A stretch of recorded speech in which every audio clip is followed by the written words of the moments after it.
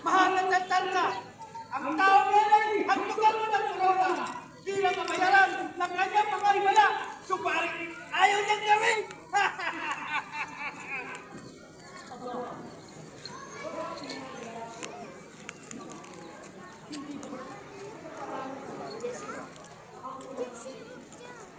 Mainit. Sino kita niya dito?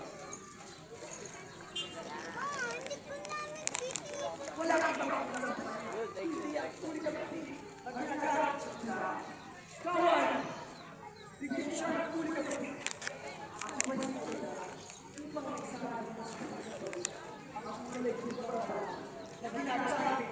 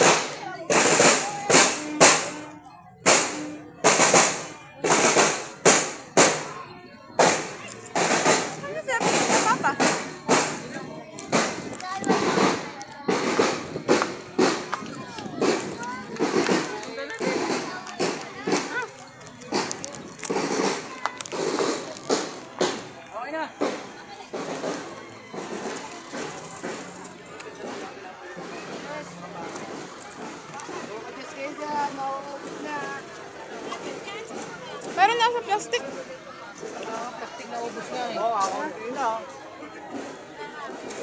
Gawin sa natin may matulog.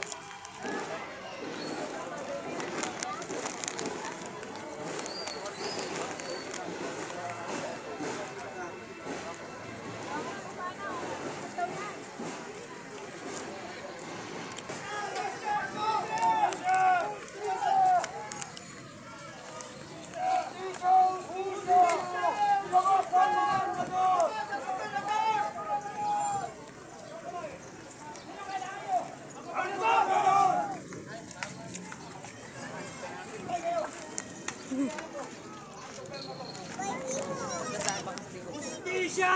Justisya! Lumabas ang gobernador!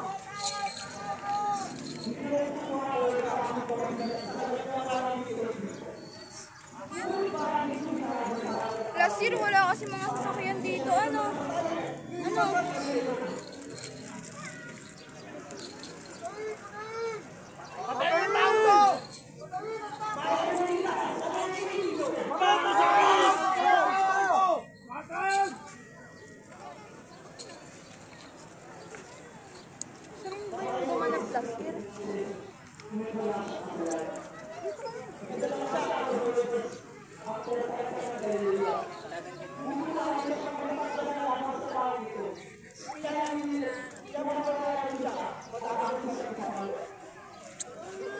Patayin ang tao ngayon!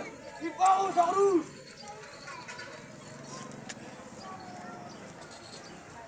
Patayin ang tao ngayon! Ipao sa krus!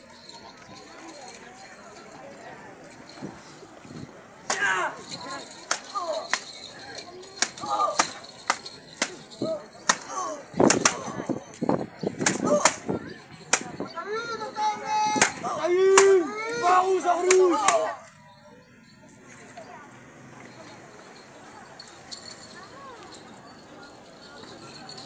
Patayin! Patayin!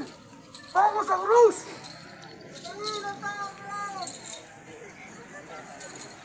Mga Espanyolitas, mas nagdaw ang Angelo. Tapos-tapan niyo sa mga nagkuhan niyo kasalanan. Ano ba ang ibig ninyo? Patayin! Patayin para sa taong iyon! Ikaw sa krus! Patayin! Palayain si Barabas!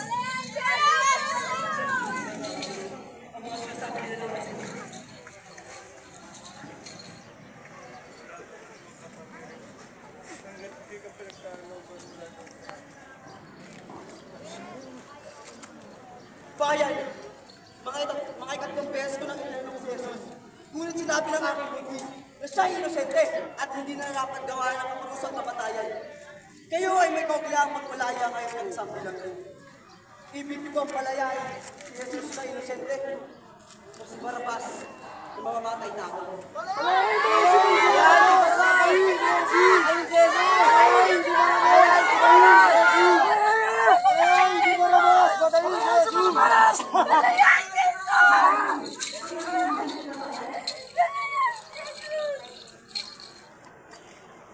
Barabas! Palayain si Barabas!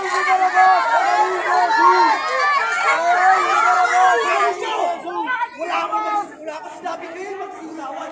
Si Jesus ay isang inosente at hindi nararapat na isang hukom ang lumagda ng kapatayan sa isang banal na ito.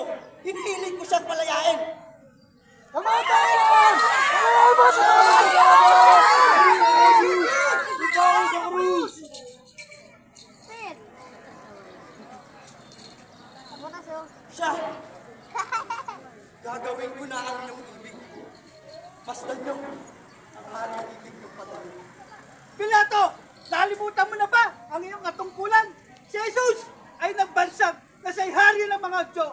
Yan ang isang pangaling lang kay Tiberio na ating Panginoon. Dapat niyong matandaan. Ang dugo ng isang nakamamatay ay pumamatag na parang suming ng biga sa tao. Punong kawal. Kuyang gobernador, ano po ang inyong ipag-utos? Punong kawal. Kawalan niyo si Barabas. Susunod po, awal! Dalhin dito si Barabas! Palayain si Barabas! Palayain si Jesus! Ikaw sa krus! Malaya naman si Barabas! Tulad ko isang ibon sa iyong pamawid! Malaya naman si Barabas! Mabuhay si Barabas!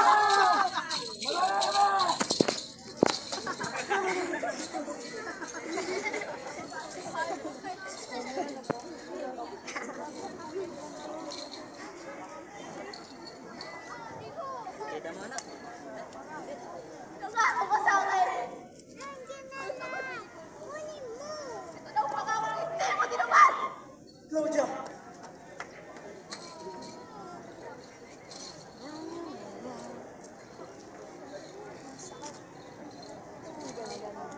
Saksi ko ang langit na wala kang pinalaman sa pagkamatay ng tao. Bumagsak na ba sa ibabaw ng kanyang gabi?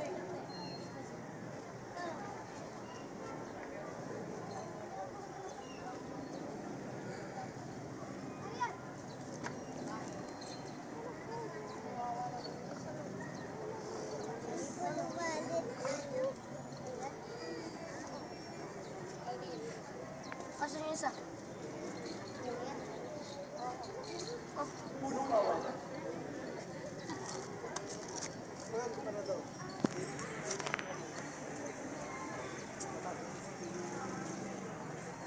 Tanggapin niyo ang iyong nais.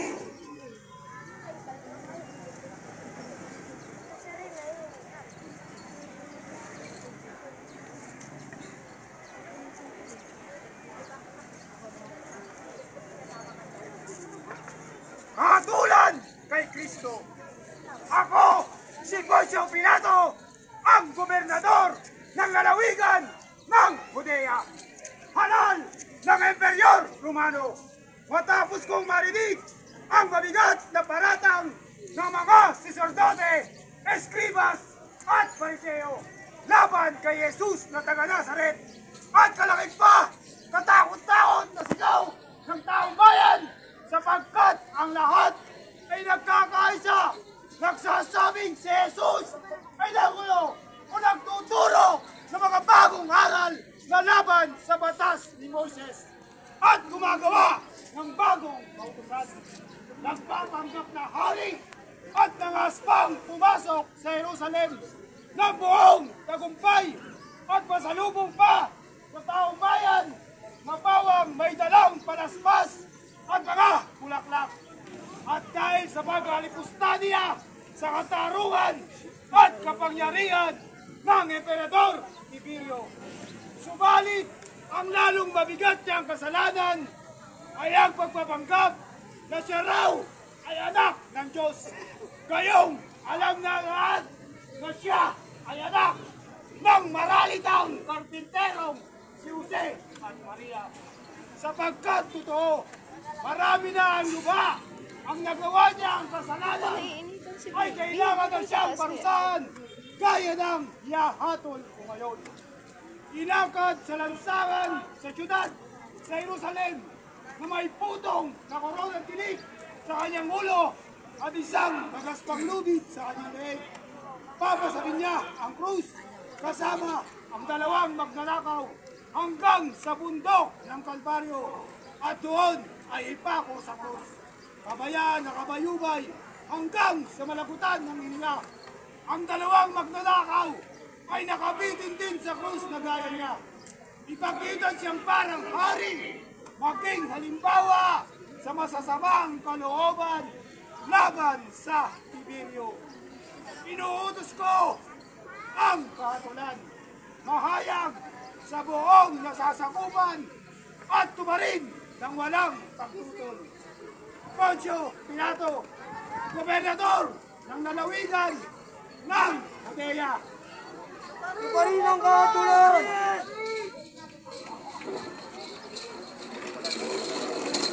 Tuparin ang kahatulan!